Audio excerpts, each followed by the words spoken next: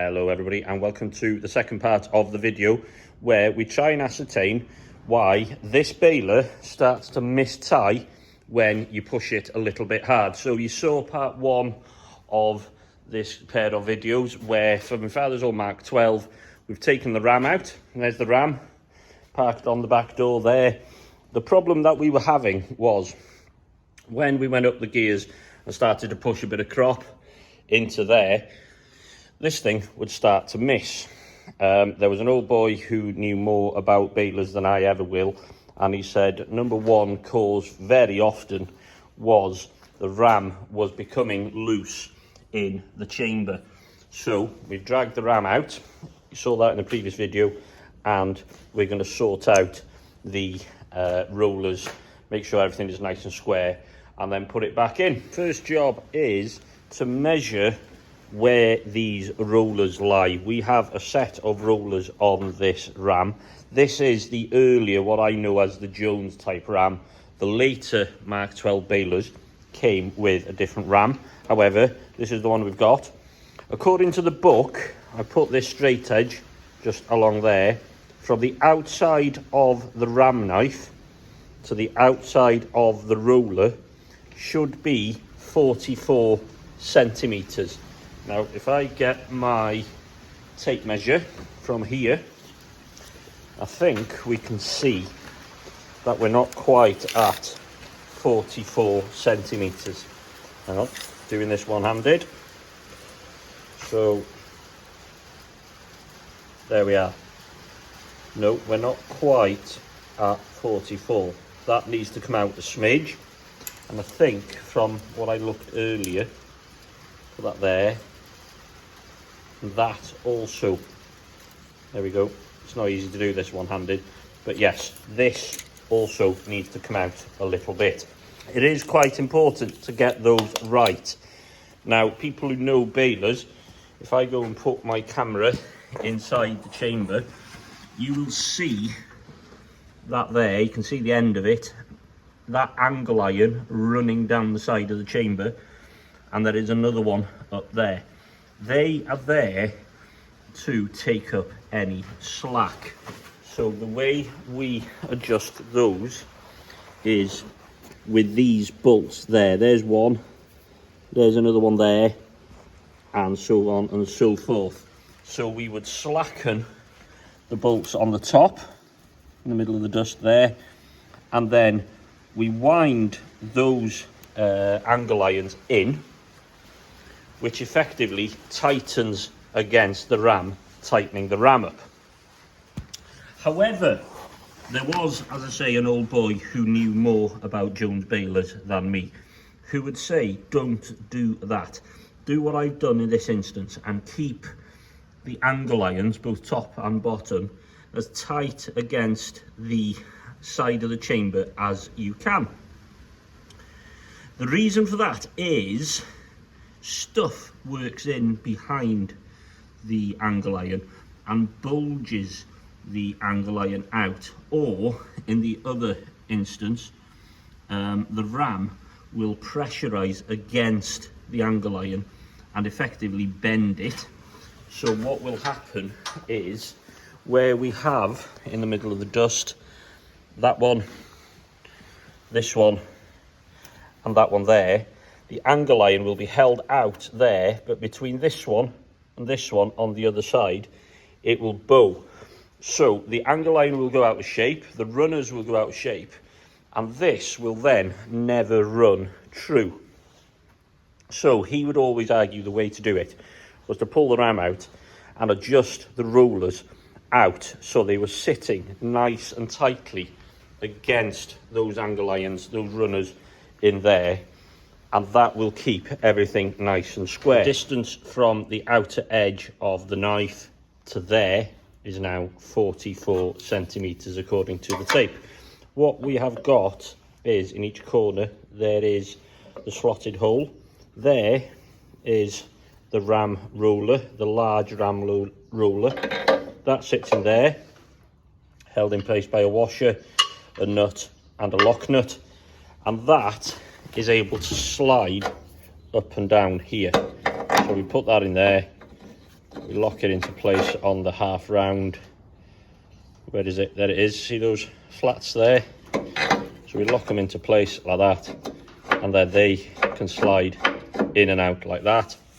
So after a little bit of jiggery pokery, what I will do now is put a washer and one nut and just snug the thing up, and then from the tape measure I will measure all the way from the spirit level over here, which is in line with the outer edge of the knife, to the outer edge of the roller.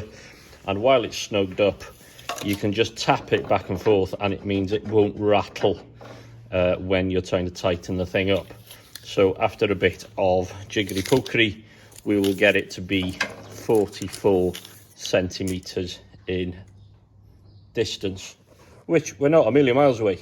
So we're going to tighten that up and give it a little bit of a tapping in and out as needed, just to take that up to sort that out, and then do it for this one and that one once we've turned the ram over. Turned the ram onto the other end, so there is the knife, so this needs to be turned 90 degrees before being put back into the chamber. Right, so what we've got is 1, 2, 3 rollers here again. These 2 rollers, this and this, run along the bottom rail of the chamber. You can just see it down the side of the chamber there, and these make sure that the ram doesn't bounce up and down effectively, so these need to be out enough. Right, so easy one first. That needs to be 44 centimeters from the outer edge of those, so effectively from that board there. I've checked that and that's okay. These then, according to the book, need to be 16.9, as near as damn it's 17 mil from the center point of the conrod pin. So this is the conrod pin that goes through the ram that holds the conrod to the ram, and this face here needs to be 17 centimeters from the center line. So if that's the center line, this distance needs to be 17 centimeters, and the same here. Now that's a bit of a strange old thing to try and measure, to be honest. What I usually do is put my spirit level in line with the center of that, and as near as you can in line with the center of that, and then measure with my tape from there to there. So here now, well, there we are, 16. So this one needs to come out a bit. I'm going to guess if that one does, this one does as well. So we will set those to what they should be. You'll see that they are a little bit worn. There was a nice crown on these when they were new.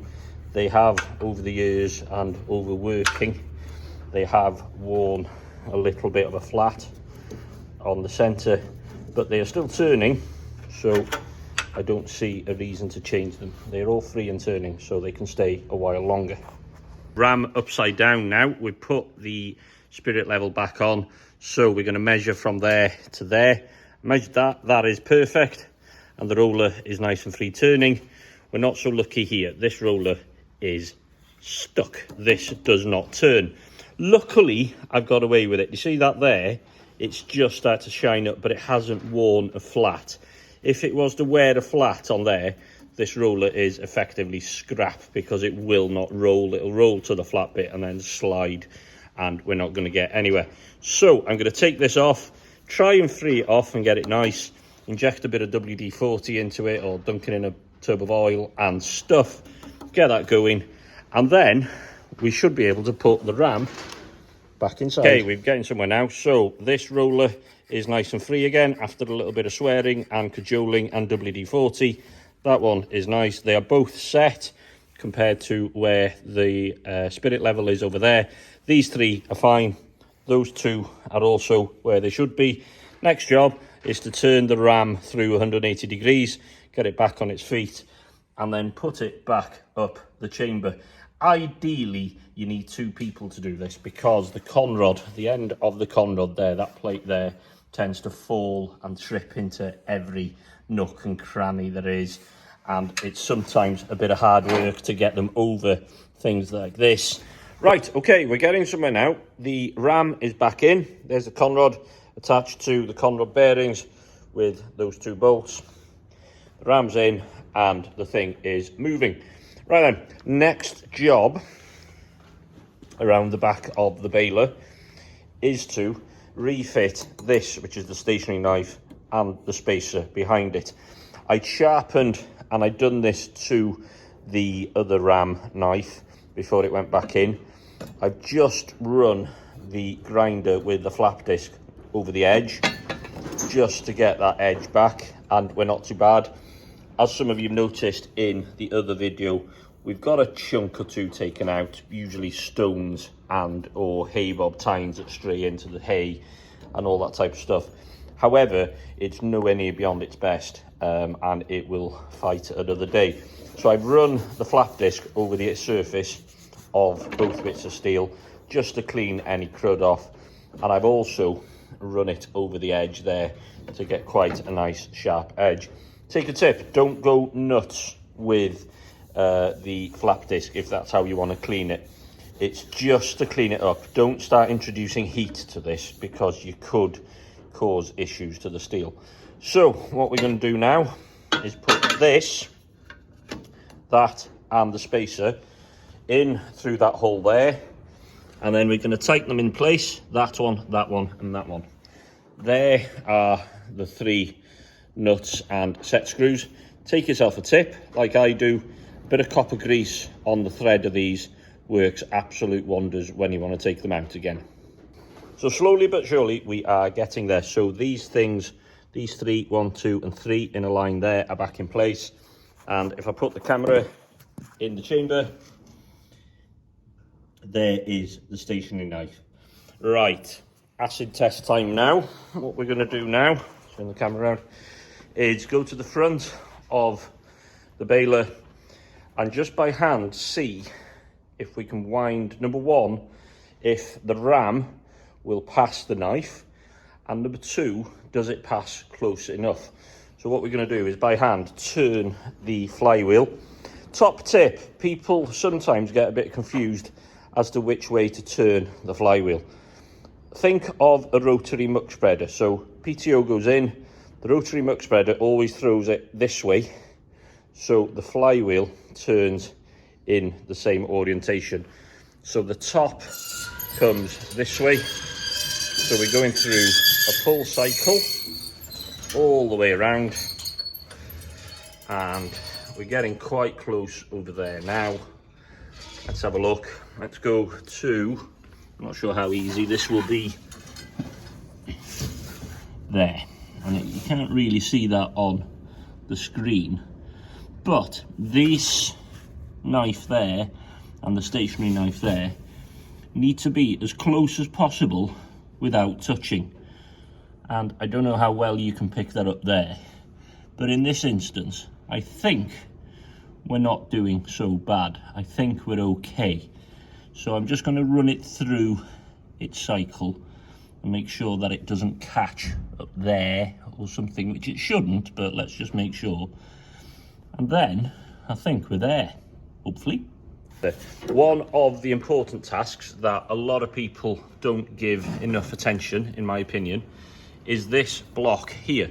So what we've got is, at this minute, the ram is right at the end of its stroke. If I put a crowbar under the ram, do you see how I can pry the ram up in its chamber? So what happens is, as it is at the minute, as the crank turns, the ram goes all the way to the end of its stroke. When it gets to what would be top dead center in an engine, it goes over center and then comes back. What would happen at that point, at that top dead center point, is this ram would bounce like this in its chamber, and you could hear this baler baling in the next parish if you did that. You've got more chance of breaking stuff. It's just not ideal. It would be noisy, you're asking for trouble, etc, etc, etc.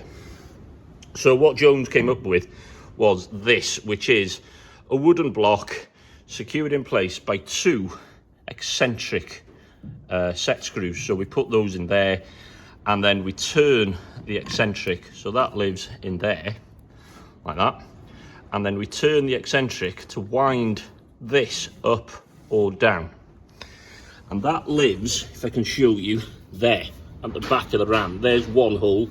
We need to just wind it forward a bit to get to the other hole, which is hiding about there. What that does is rub against here, and that is the spacer block effectively, and it takes out any of that up and down movement. So how tight should that be? There is no proper figures or numbers for that. So we're going to fit that in there, on there, and we're going to turn these eccentrics until this contacts the inside face of here, and there is no movement under there. So we eliminate that movement, okay?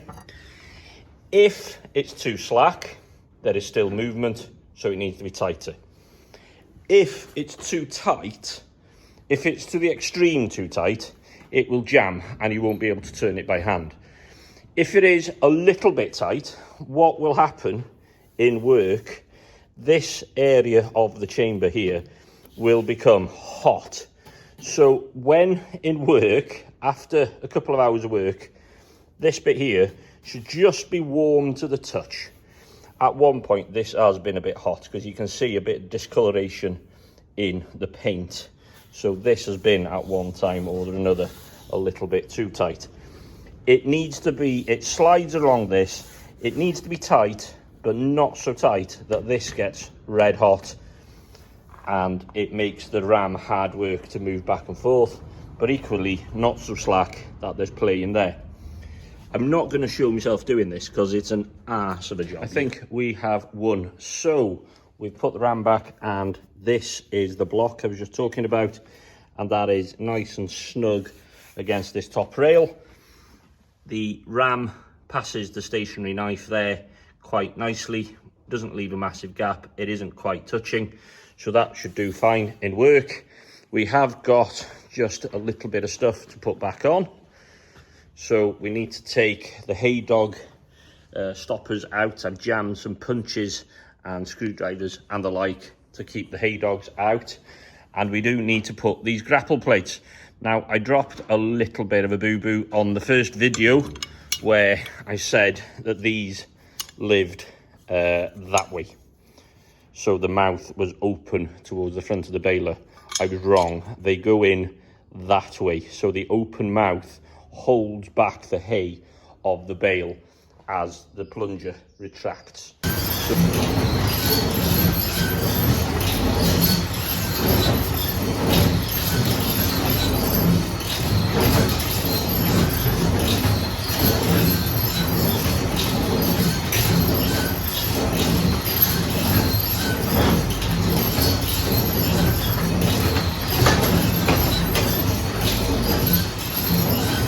So there we go, I think we've won. I've just tried it very quickly and it seems to work. It makes 2 nice little firm knots with not too much tail on them, so that's okay. We're round to this side. This is not warm at all at the minute. Now, you can't really tell until you start to shove crop through it, but it looks quite promising. So, job done. I've taken the ram out of the baler, we've reset the ram, we put it back in, and initial indications, it's certainly no worse than what it was. It knots, and the only real test for it now will be to put it in the field and put some crop through it. That isn't obviously going to happen in February. The next job was going to be a compressor and blow the dust and the crud off it and put a bit of oil on it over winter. However, it's raining out there and it's getting dark in a bit, and it'll give me something to do tomorrow. So we'll leave this video there. Thank you all very much for watching. I hope that was what you wanted, and we'll see you again soon. Lovely. Have a nice day, everyone. Goodbye.